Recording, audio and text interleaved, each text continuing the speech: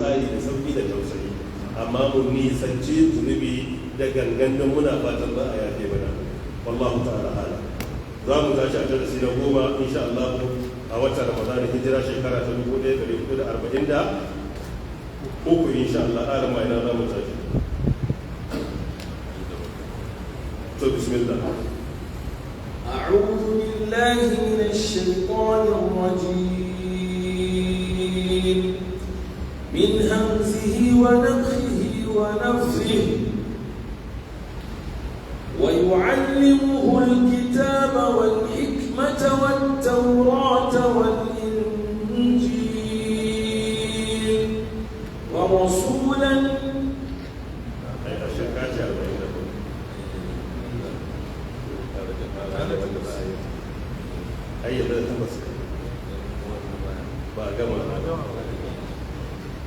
قالت رب أنى يكون لي ولد ولم يمسسني بشر قال كذلك الله يخلق ما يشاء إذا قضى أمرا فإنما يقول له كن فيكون ويعلمه الكتاب والحكمة والتوراة والإنجيل ورسولا إلى بني إسرائيل أني قد جئتكم بآية من ربكم أني أخلق لكم من الطين كهيئة الطير فأنفخ فيه فيكون طيرا بإذن الله وأبرئ الأكمه والأبرص وأحيي الموتى بإذن الله وأنبئكم بما تأكلون وما تدخرون في بيوتكم إن في ذلك لآية لكم إن كنتم مؤمنين ومصدقا لما بين يدي من التوراة ولأحل لكم بعض الذي حرم عليكم وجئتكم بآية من ربكم فاتقوا الله وأطيعون إن الله ربي وربكم فاعبدوه هذا صراط مستقيم. جزاكم الله خيرا. قالت تتي ربي يا مهلكينا أنا يكون لي ولد تاي أين سامدا إنجنا مريم مامر عيسى عليه السلام تاي أين سامدا ولم يمسسني بشر bayan babu wani mutum da yazo ya taba jikina babu wani namiji da ya mu'amala aure da ita sai za a yi ta haihu kale yace kazalika Allah yaf'alu ma yasha kamar haka Allah ya khluqu ma yasha yake halitta abin da yake so idza qada amran idan ya so hukunta wani abu fa inna ma abun sani kadai da yake bada yaqulu lahu sai ya ce abun kun kasance fa yakunu kawai sai abun cikin ikon Allah ya ci gaba da kasancewa mafhum tayyib mun yi bayani mai tsawo akan yadda nana Maryam ta samu haihuwa na annabi Isa alaihi salam cewa ba ta da miji Allah ta'ala ya kaddara ta haifa mun tsaya jiya akan daidai kan wata jumla mun yi kwanan jeji mun tsaya kala kazalika Allah ya khluqu ma yasha anan za mu tashi a lokacin da Allah ya turo mala'ika ya bata bushara jiya mun yi karatu mun dauko suratu Maryam daga farko tun daga aya ta 27 zuwa ga 33 ba fa'atan bihi qaumaha tahmilu qalu ya maryamu laqad ji'ti shay'an fariya ya ukhta haruna ma kana abuki imra'a sawin wa ma kanat ummuki baqiya har zuwa aya 33. daga baya muka dawo muka yi magana akan aya ta 16 har zuwa kan aya ta 26. 16 daga wadhkur fil kitabi maryama idin tabadat min ahliha makanan sharqiyya har zuwa wakuli washrabi wa qarri aina. A wadannan ayoyi mun yi bayanin cewa na maryamu ta samu haihuwan Isa alayhi salam ba tare da wata mu'amala ta namiji ba, kawai mala'ika Allah ta'ala ya turo ya kuma yi huri daga nan Allah ta'ala ya kaddara ta samu juna biyu. Wannan halittar da Allah ya sai ce kazalikin lahu ya khaluqu ma yasha, kamar haka ake gaya miki Allah yake halitta abin da yake so bisa ga ɗabi'a da muka sani ta halitta a karatu na zamani ko abin da al'ada ta sani ko kuma abin da Qur'ani ya mana bayani ake halitta matakai ne kamar guda 4. Matakin farko shine ruwan halitta, na biyu ya dunkule zuwa ga jini, na uku ya koma ne tsoka, sannan na hudu ya laume ya zama a hura masa rai a saka shi. alama ba mun misali a Qur'ani.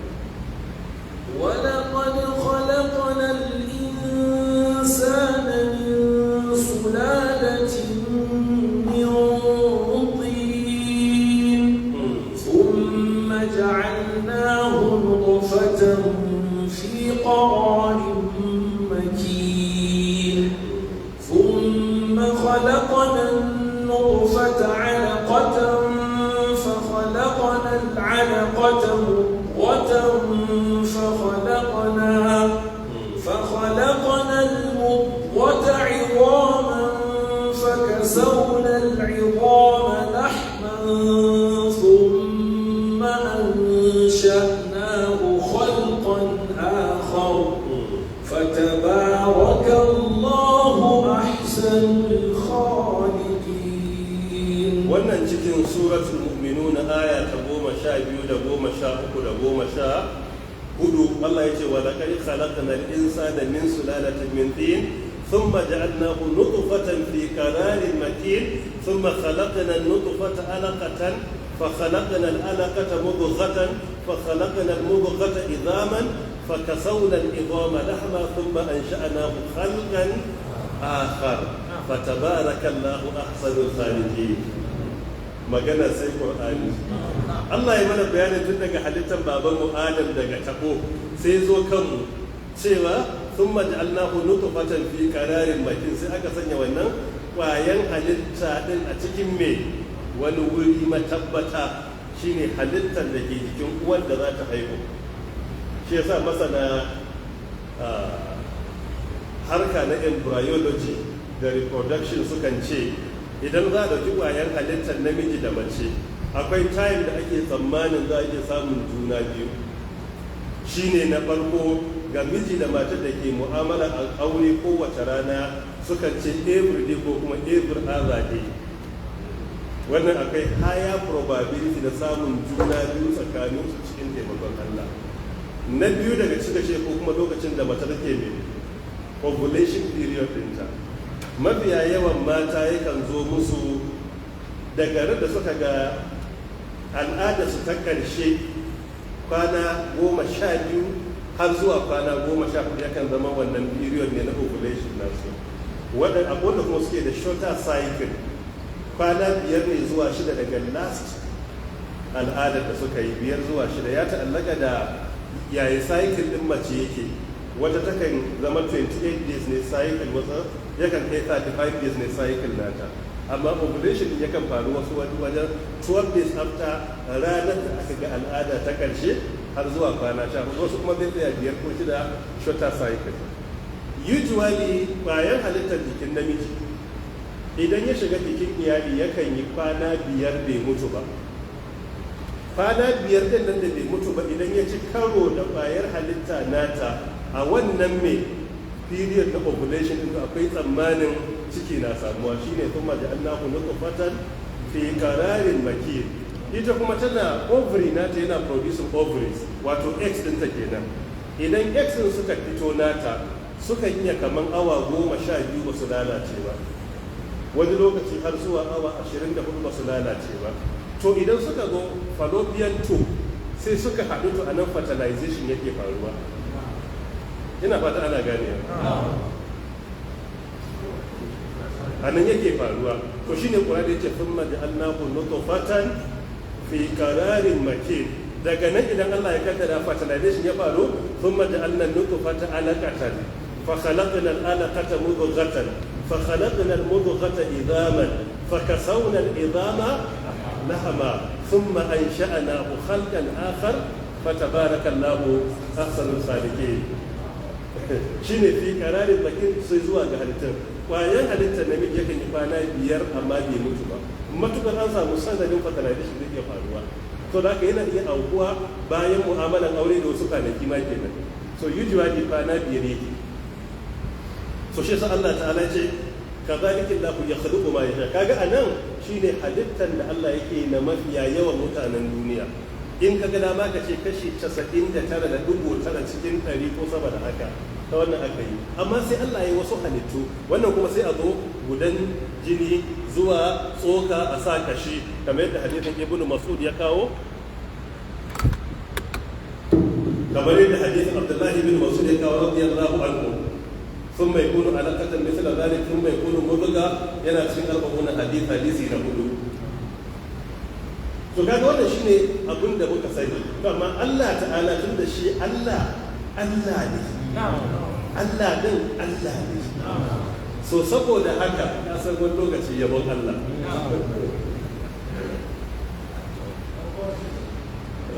ina tuna wani yabon Allah ta'ala da marigayi Mamman Shata yayi a cikin jumlolin ka iya samun kuskure a ciki a shari'a amma dai mafiya yawa ya yi kokari a wajen yabawa ya ce ya Allah don rasulallah don albarkan manzan Allah kuma Allah don Allah ka ji magana ya Allah don rasulallah don albarkan manzan Allah kuma Allah don Allah kuma Allah don Allah kaga a Hausa yayi amma a wurin malaman balaga wannan na da suna me sunansa shine jinas din ka dauki kowace kalma ya faɗa ma'ananta a wuraren ba ɗaya bane sai kai aiki da kalma ɗaya amma a wuri kaza ma'ananta daban a wuri kaza ma'ananta daban Allah ya ji gaskiyar ilimi ba su yayi jinasin ba so wannan shine yadda Allah yake halitta amma akwai wanda Allah yakan kebance sai yayi wani abu da ya saba sanin mutane akwai halittu guda uku wanda ya shiga cikin kazalika Allah yakhluqu ma yasha na farko shine halittar babanmu annabi Adam ba dauki kwayan halittar namiji ba a dauki na mace ba Allah ta'ala ya halicce shi har ma babu misali a Qur'ani إذ قال ربك للملائكة إني خالق بشرا من طين فإذا سويته ونفخت فيه من روحي فقعوا له ساجدين فسجد الملائكة كلهم أجمعون إلا إبليس استكبر وكان من الكافرين قال يا إبليس ما منعك أن تسجد لما خلقت بيدي أستكبرت أم كنت من العالين قال أنا خير منه خلقتني من نار وخلقته من طين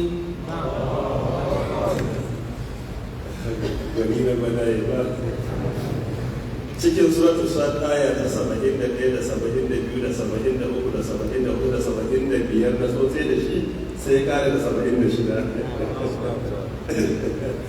muhallin shahi shine halittar babanmu annabi Adam ya saba duk bayanin nan da muka yi na halittar bayan halittar namiji da mace da kaza da kaza ya saba wannan mafu kaga a wancan ne ake maganar fertilization za ta duk bayan halitta na namiji da kuma X na mace macuwa X a yanzu na annabi Adam an yi wannan ya shiga cikin kazalikin lahu ya khluqu ma yasha.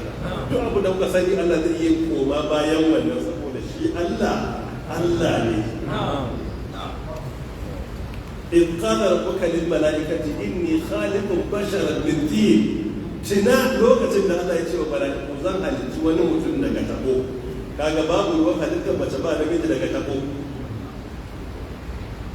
Da Allah ta'ala ya halicce shi, mala'iku da gaggame suka yi sai suka masa sujada da Allah ya umarce su. Illa iblis aba wastakbara ko? Illa iblis astakbara. Iblis ne kadai ya yi yin sujada. Muhammad Shahid aya ta 75. قال يا إبليس ما منعك أن تسجد لما خلقت بيدي. kaga shi annabi Adam sai Allah bai ce aka halicce shi da bayan halitta kamar suratul mu'minun ba, sai ce da na halitta biyadayya da hannuna da me da tabo kai tsaye. Shi ya shiga cikin kazalikin lahu ya khluqu ma yasha. Kaga wannan ya saba yadda aka halicce ka da yadda aka halicce ne, don Allah yana aikata abin da yake so. So da an halicci annabi Adam babu uwa babu uba babu kayan halittar mace babu kayan halittar namiji, shi kuma a jikinsa sai aka halicci matarsa. Kana iya cewa a hausance tana da uban da aka halitta a jiki amma ba ta da uwa. ƙaran ma ba mu misali. Bismillahirrahmanirrahim. Ya ayyuhan nasu ittaqu rabbakum alladhi khalaqakum نفس واحدة وخلق منها زوجها وبث منهما رجالا كثيرا ونساء واتقوا الله الذي تساءلون به والأرحام إن الله wannan ayar farko a suratul nisa muhammad shahid Allah ta'ala me yace ya ayyuhan nasu taqu rabbakum alladhi khalaqakum min nafsin wahida. Aka halice ku daga rai wannan rai ba dai shi ne annabi Adam, sai ce wa khalaqa minha zawjaha. Daga jikin annabi Adam aka yi Hawwa. Kaga ita ba ta ba da uwa ne. Shi annabi Adam an halice shi ba namiji ba mace. Ita an halice ta daga jikin namiji, babu mahaifa ta mace, babu uwa, babu mahaifa, babu x matuwa x na mace da ake halitta, babu duka waɗannan babu wani zangon cewa 40 yawman nutfa thumma yakunu alaqatan mithla dhalik, ko kuma wa laqad khalaqna al-insana min sulalatin min tin thumma ja'alnahu nutfatan fi qararin makin thumma khalaqna an-nutfata alaqatan fa khalaqna al-alaqata mudghatan fa khalaqna al-mudghata idhaman fa kasawna idhama lahaba. A cikin mu'minin sha biyu kaga duk wannan babu ya ce kazalikin lahu ya khluqu ma yasha. Duk yadda ka san Allah ya bayanin ake wani abu, Allah yana da ikon yi wani abu kuma sabanin abin da ku kuka sani. Ke sa akwai ababe da dama da Allah ya yi a yanzu, ko da likitoci zai ga tunaninsu ya gajiya wajen bayanin yayi abin yake faruwa. Daga ciki abu mai sauki shine mafarki. In ka duba rubutu da ake akan mafarki a likitanci sai dai baka tausayi. Sai ka duba Qur'ani da hadisai ka sallama abun zuwa ga Allah subhanahu wa ta'ala. Yanzu muna katuna sai wani ya zauna a nan sai ya kwanta yi bacci a karatu, sai ya mafarkin gashi a jeji zaki lafiyarsa kuma iya ta haki. Idan ya farka ya gaba za mu gani tashi kuma ina wajen tare da mu, kuma shi fa bacci yayi amma ya je jejin da ba mu je bai ga zakin da ba mu gani ba. Wani yana kwanci a nan sai mafarkin wani ya shiga banki ya bada a bankin waya ba shi kowa ce daga abin da yake so. Ban Najeriya ba wai yana kwancin sai ga yana haka da hannunsa yana wani gida ga yana tattara ba ne. Ban Najeriya wai yana tattarawa ne kuma in ya fata sai ga haka lokacin wai yana tsagin kacin da zai ce babu a akwai wallahi mafarki ne wai an ce da abin da nake zuwa ina a wani wuri ne can a sai kai bayani wallahi wai a banki. Idan ya fada haka ne tashi yana daga cikin ababen da ya gagari hatta likitanci gamsashen bayani, amma Allah ya halitta kuma ya kira wannan din wani bangare ne ma na annabta.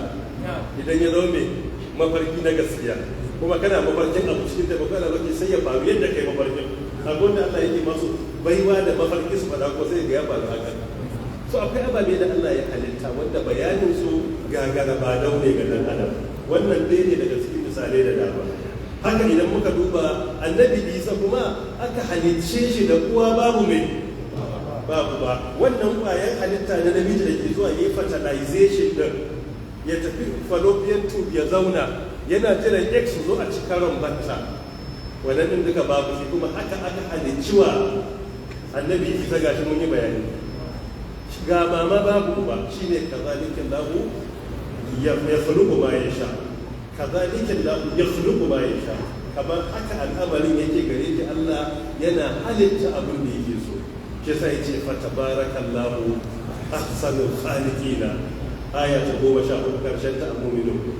Wato Allah yana yaba kansa, Allah ta'ala yana faɗa wasu kalmomi kai ka san yabo ya kai iyaka.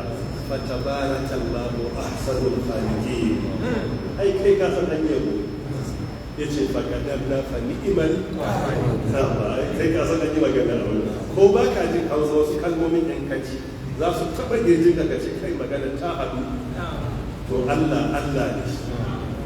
Idan ka ba amran, idan Allah ya so hukunta wani al'amari, fa inna ma abun sani kadai shine adatul asr. Me yake faɗa? Ya kulu sai ce kun kasance, fa ya kulu sai ya kasance. Kamar haka aka halicci annabi Isa. Inna masala Isa inda Allahi ka masali Adam, khalaqahu min turabin thumma qala lahu kun fayakun. Cikin surat Ali Imran aya ta 59 ko alhamdulillah rabbika kenan. Kawai abin da Allah ya faɗa shine kun kasance fayakun. Amma kamar Ibn Usaymin rahimahullah ke cewa in Allah ya ce kun din zai ce kaza kasance, an ce kun ne bi ma'ana sai a ce Isa kasance, shikenan sai a halicce shi. Ana faɗan me zai faru, ya ce dogaro da hadisi da ke Tirmidhi rahmatullahi alaihi, hadisi na 3,319 da wanda zai ce a farkon abin da Allah ya halitta alƙalami ne, sai ya ce uktub rubuta, ya ce mai zan rubuta, ya ce uktub ma huwa ka'in ila yawmin qiyamah. Kaga ya tambayi me zai faru, ya shiga cikin kun fa yakun. Da haka Allah ya ce halittar Isa kasance sai ta kasance, sai aka halicci annabi Isa halitta lafiyayya, amma babu kwayar halittar namiji. Shi yasa Allah yana abin da yake so. In ka dauki halittar Adam ba uwa ba uba ba mace ba namiji, halittar Hawwa akwai namiji babu mace, halittar Isa akwai mace babu namiji, halittar Kadani akwai namiji da mace. كذلك الله يخلق ما يشاء إذا قضى أمرا فإنما يقول له كن فيكون. أي الله نعم. ويعلمه الكتاب والحكمة والتوراة والإنجيل. ويعلمه يدا علما تدشي الكتاب للتاكي قوله والحكمة لكم الحكمة والتوراة لكم للتافي التوراة والإنجيل لكم للتافي الإنجيل. ويعلمه ونقول وليه ضمير يقول إلى عيسى، أي ويعلم الله عيسى الكتاب والحكمة والتوراة والإنجيل. بمعنى ويعلم الله المسيح عيسى بن مريم الكتاب والحكمة والتوراة والإنجيل. saboda mun kira sunansa a baya aya ta 45 إذ قالت الملائكة يا مريم إن الله يبشرك بكلمة من اسمه المسيح عيسى بن مريم. الضمير يقول إليه شيء ويعلم الله المسيح عيسى بن مريم الكتاب والحكمة والتوراة والإنجيل. فذاك سيدنا ويعلمه الله شيء فاعل إذا قدر الله هو كنا هو شيء المفعول الأول. سنة المفعول الثاني هذا من الكتابة، مفعول الثالث الحكمة، مفعول الرابع التوراة، مفعول السادس مفعول الخامس الإنجيل. مفهوم؟ طيب هكا الشيء النبي عيسى الله هنا المنتج الشيء. منين الكتاب أنا ولا؟ malamai na farko suka ce at-taura suka ce injila shine littafin da Allah ya bashi sai wasu suka ce ta ya za mu ce kuma injila bayan Allah ya ce wa injila a ƙarshe ai an kira injila sai wasu suka ce wannan tauhid ne na ma'ana shine an kawo alkitab da injila kuma aka kira sunan a ƙarshe saboda kada ya kiran abu sau biyu a jumla ɗaya ai yanzu a bayan mun ga sunan sa da faɗa an ce me ismuhul masiha isa ibn maryama na biyu suka ce alkitab din nan iya nufin rubutu ne wanda da dama sun da akan wannan shine aqrabu ila sawa saboda alkitab asalinsa al-maktub ne so da ka wa yu'allimuhu al-kitaba ay al-kitabata ne Allah yana koya masa yadda ake rubutu don ai mun ga yadda aka halice shi daga tsumman goyo fara mai magana so da ka yanzu a koya masa rubutu yadda za a rika rubuta sako yadda za a rubuta sakon Allah yadda za a rubuta sakon da awa zuwa ga waɗanda ake so su shigo zuwa ga addinin gaskiya Allah yana ilmantar da annabi Isa mai rubutu mafhum tayyib wal hikmata kuma yana ilmantar da shi mai al-hikma shine ash-shari'a waɗanda suka ce al-hikma ash-shari'a suka ce kuma yake daukar al-kitab shine Allah yana ilmantar da shi al-kutubus samawiyya saboda at-taura da injila ai misalai ne bayan su akwai zabura akwai suhufi Musa akwai suhufi Ibrahim da haka sai mu ce wa yu'allimuhu al-kitaba sai da masauran kutubus samawiyya gaba daya zabura suhufi Ibrahim suhufi Musa al-Qur'ani da ba a saukar ba a lokacin duka ya shiga ciki a ƙa'idar tafsiri wannan ana kiransa ikhtilafu tanawwu ne in ka zo fasara duka za ka yi ta ce wa yu'allimuhu al-kitaba Allah yana ilmantar da shi rubutu da suhufi Ibrahim suhufi Musa da zabura da kuma labarin Qur'ani da za a aiko bayan shi kai daidai saboda ikhtilafu tanawwu ne ba ikhtilafu tawad ba akwai sabanin warware juna akwai kuma sabanin da ba warware juna yake ba sai dai yana fassara juna to wannan sabanin fassara juna ne ba sabanin warware juna ba duka ya shiga ciki al-hikma kuma shine shari'a annabawan da Allah ta'ala ya turo ya ba su littafi yakan ba su wani sako na shari'a na wani ilimi da mu'jizozi da suke kebantuwa da shi hatta annabin mu Allah ta'ala ya kira ba shi wannan kuma ya ilmantar da shi a rama za ta bani ko da misali ولولا فضل الله عليك ورحمته لهم طائفة منهم أن يضلوك وما يضلون إلا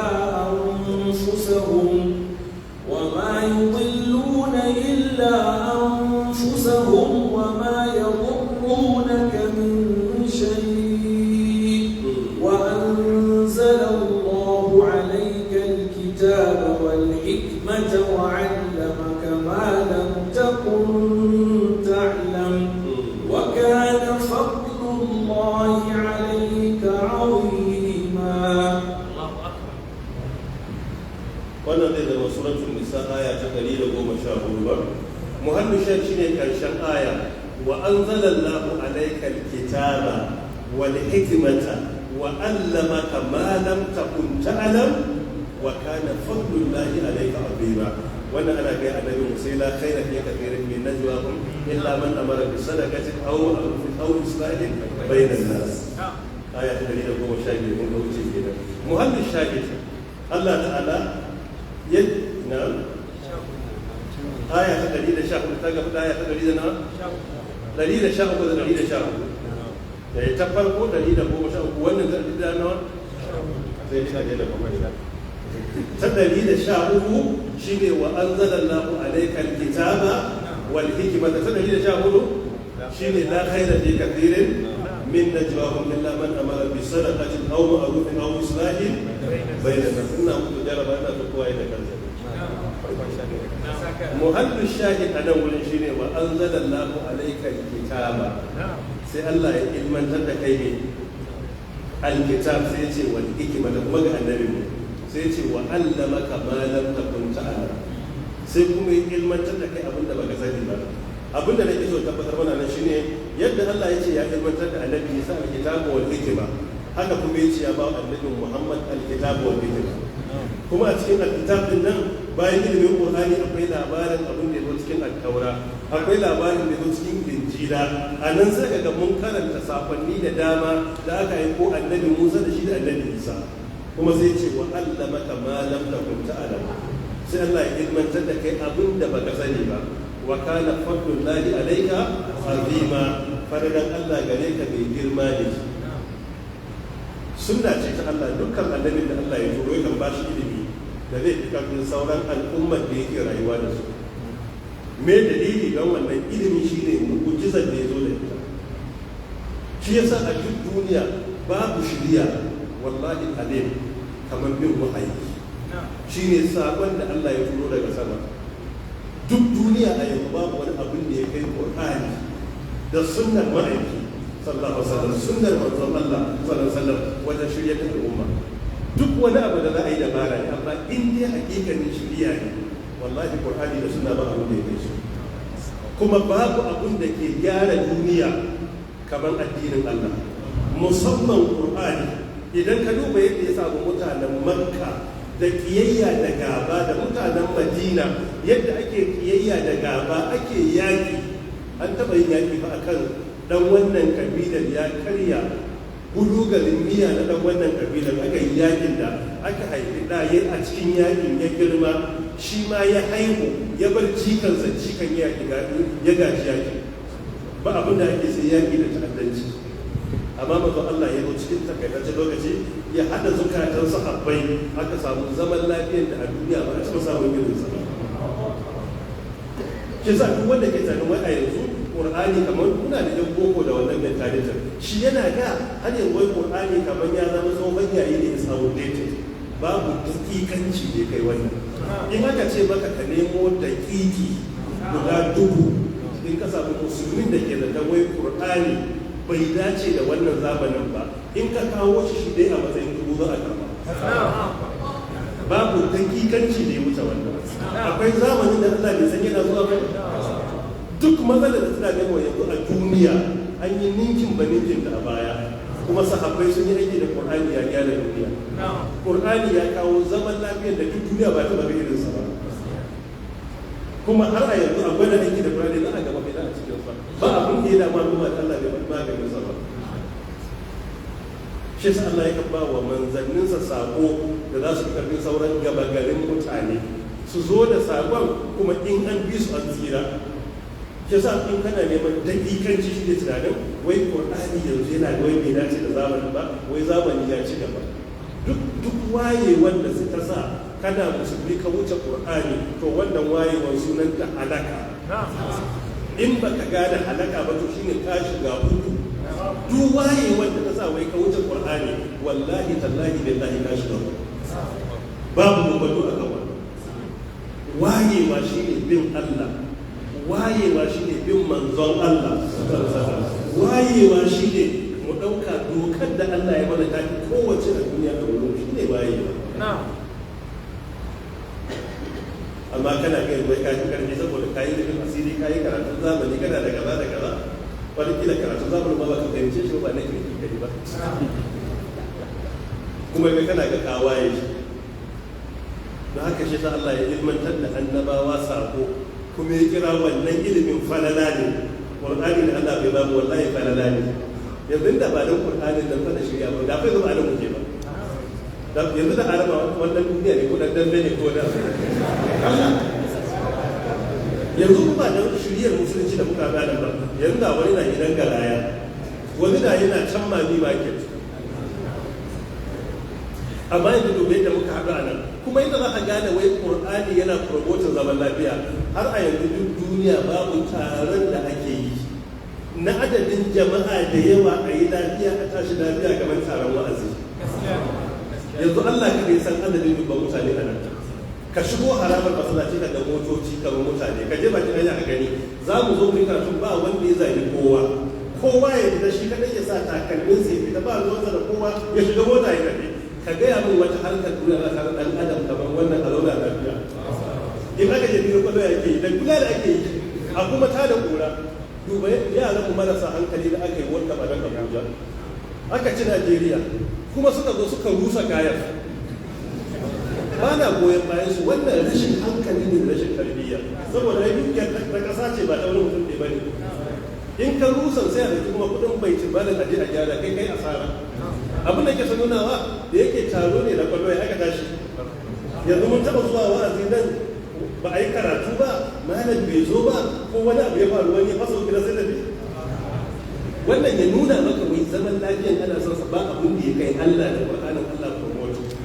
In ka ga wani ya karanta Qur'ani ya ce ta da hankali to bai fahimci Qur'ani ba ne. Amma in ya fahimta ba haka Qur'ani ne ce ba. Shi Qur'ani dan zaman lafiya ne kuma abin da aka karantar da musulmai kenan. Shi yasa sai mu taru a nan dubbai mu yi darasi sai ku tashi ka ji shiru. Yau darasi na 10 akwai wanda ya zo aka bare shi ba a taɓa yi ba. Kuma taron Allah kowa ya zo free ne, kyauta, babu gate fee. Amma wata harkar duniya ne kan sai ka biya. In kana zuwa irin su Madrid ko Barcelona ko Manchester ko ka je kallon Liverpool, wani wasan sai an bada fan 500 £500. Wata kujerar ta kai haka, alhaz sai ka sai ka bada £100. £100 kana bada wajen naira 70,000 ko 80. 500 kana bada wajen naira 100,000 ko abin da ya kaba ka shiga, kuma ka shiga tun da kake son sa kuma a ci su.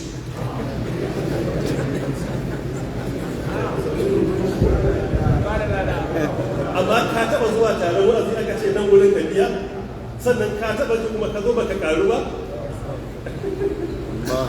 Wacce wadata kuma Allah yana karantar da annabi Isa yana ilmantar da shi at-taura shine littafin da aka ba wa annabi Musa. Akwai ababe guda uku da malamai suka ce Allah ya ce ya halitta da hannunsa, shi da kansa ya halicce su. Sai dai hannun irin namu ne, a'a ba irin namu bane, ya yake sai mu ce dai saka bin lihi shay'un. Don Allah bai gaya mana ba sai mu tsaya inda aka sai da mu. Kaga aya ta dazu da muka kira ko da cikin suratul Sad ka kira ko aya ta 75 ce bima khalaqtu bi yadayya ce na halitta da ne da hannuna. Sannan at-taura ma na cikin ababen da Allah ya ce da kansa yayi su. Har ma za ka ba mu misali.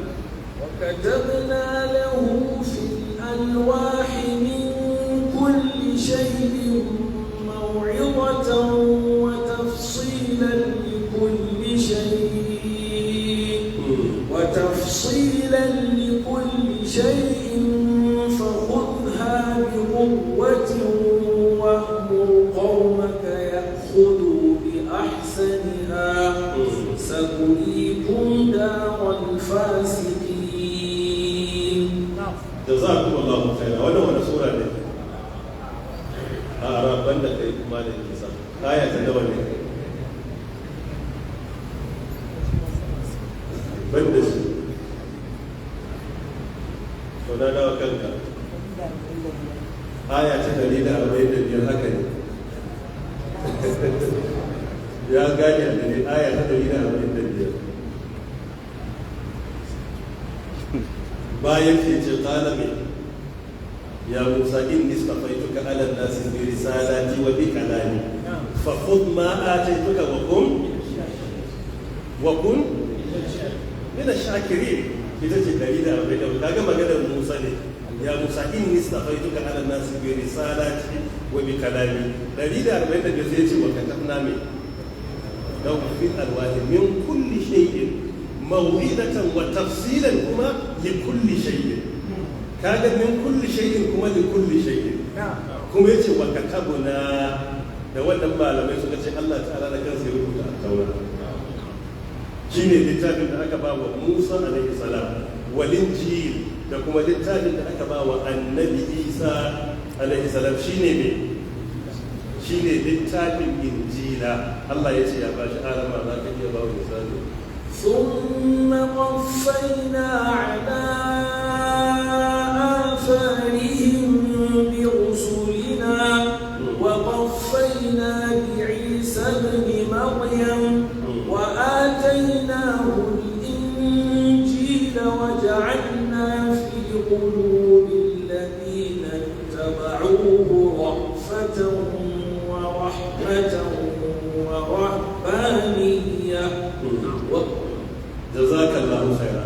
Cikin wani sura wannan banda malam Isa? Suratul Hadid aya ta nawa? Kai da ba sunan ka ne ko sunan babana ne kai ko? Ki babana ne wannan. Malam Isa 27 haka ne. Allah ya baka albarka. Kuma fa a nan wurin ya fara kokarin bin ayoyin nan gaba daya. Amma ku duba yadda yake kokarin dace aya ta 27 a ciki. Mutum da ne a cikin wannan kokarin. ثم قفينا على آثارهم برسلنا وقفينا بعيسى ابن مريم وآتيناه الإنجيل. kaga Allah ya ce ya biyo bayan su da Isa dan Maryam sai ya ce ya ba shi Injila.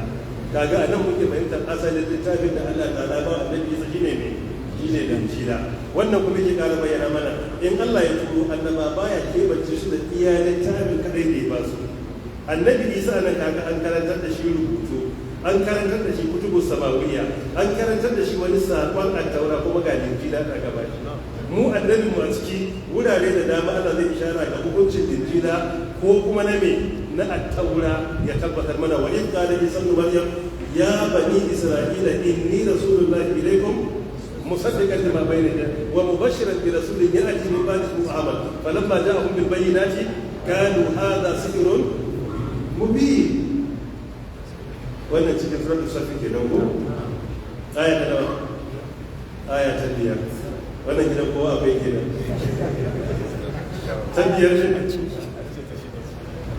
ta 5 ko ta 6? Ta 6 ne haka.